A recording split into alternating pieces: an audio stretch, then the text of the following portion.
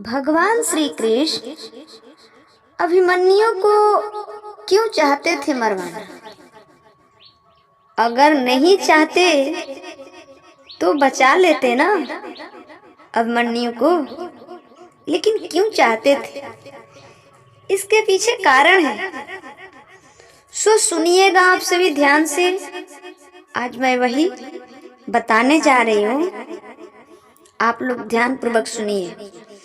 इससे पहले मैं कहना चाहूंगी कि यदि आप मेरे चैनल पर पहली बार आए हैं तो मेरे चैनल को सब्सक्राइब कर लीजिए और वीडियो को लाइक कर दीजिएगा। राधे राधे का कमेंट अवश्य कीजिएगा, ठीक है।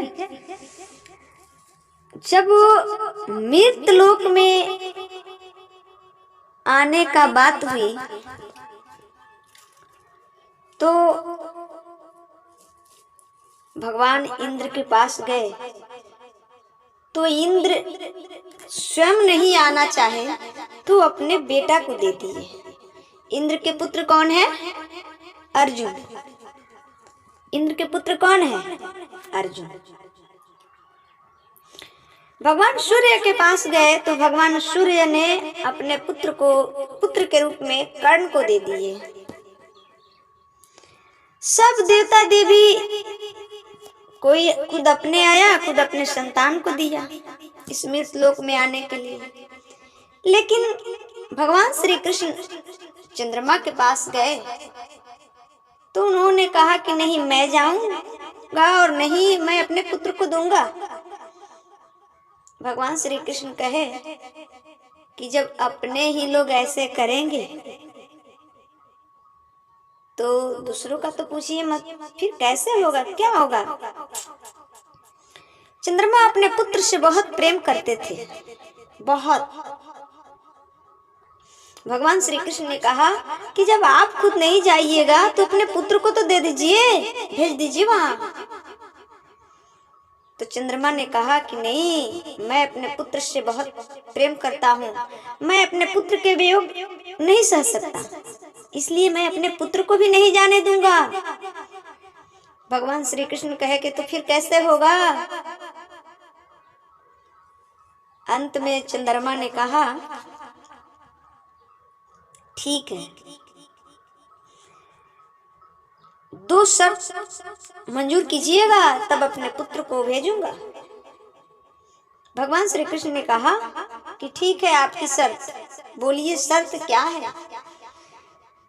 चंद्रमा ने कहा कि पहली शर्त कि मेरा जो पुत्र जाएगा वो आपके पास रहेगा।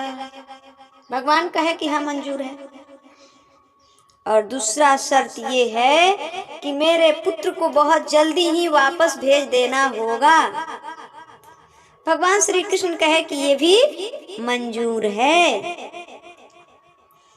वही चंद्रमा के पुत्र अभिमन्यु थे, अभिमन्यु थे। और यहाँ किसके पुत्र थे? अर्जुन। अभिमन्यु किसके पुत्र थे? अर्जुन के पुत्र थे। एक दिन की बात है कि अर्जुन कहीं चले गए थे और चक्रव्यूह और उसको आना संभव नहीं था। लगभग 24 घंटे बाद ही आना संभव था, इतने दूरी चल गए थे कि 24 घंटा बाद ही आना था। और चक्रव्यूह का युद्ध किसी हाल में टाला नहीं जा सकता था, करना ही था, क्योंकि कौरवों का ललकार था। तो अभिमन्यु ने कहा, सारे चचाओं ने अपने में आपस में बात कर रहे थे कि अभी अर्जुन तो है नहीं और आने में तो समय है अभी, और चक्रव्यूह को भेदना आवश्यक है, जरूरी है। क्या किया जाए, क्या किया जाए, आपस में चिंतित होकर बैठे थे लोग। अभिमन्यु जी ने सुना और कहा कि ताऊ, मैं चक्रव्यूह भेदना जानता हूँ पर वापस आना नहीं जानता हूँ, उसमें से निकलना नहीं जानता हूँ। क्योंकि जब मैं माँ के गर्भ में था तो पिताश्री ने माँ को सब कथाएं सुना रहे थे, तो मैं सुना।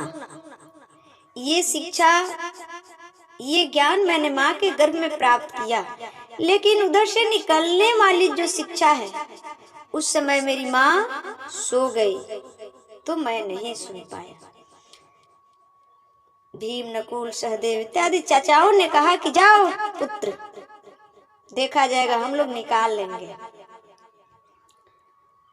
अभिमन्यु सब किसी के प्रणाम किए, अपने चाचा जी लोग को, माताएं सबने कहा जीते रहो, जीते रहो, जीते रहो।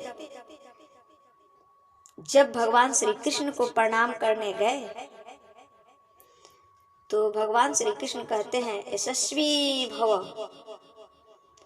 माता द्रौपदी ने पूछा कि कृष्ण, सबने कहा जीते रहो, जीते रहो, लेकिन आप अपने भांजे को ऐसा क्यों बोले, यशस्वी रहे। तो जिए या मरे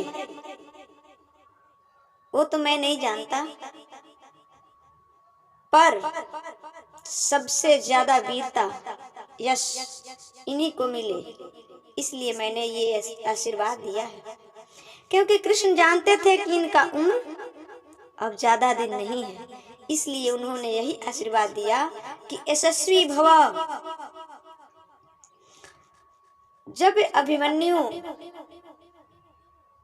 युद्ध में गए, चक्रव्यूह को भेदने गए, उनका उम्र मात्र कितना था, 18 से 19 होगा। एक व्यक्ति पर 7 महारथी योद्धाओं ने भीड़ गया। क्या ये कोई धर्म है? ये धर्म युद्ध है? नहीं है।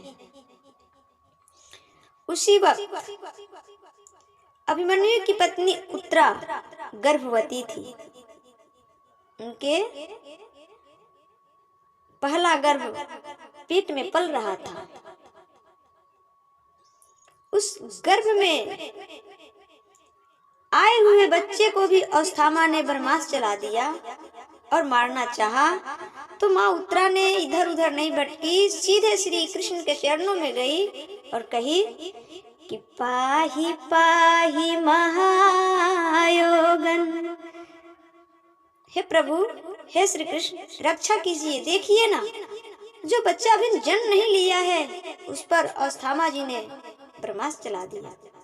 भगवान श्री कृष्ण उसके गर्भ में जाकर उसका रक्षा किए। उन्हीं के पुत्र हैं श्री परीक्षित जी। जो परीक्षित जी है ना, वही है।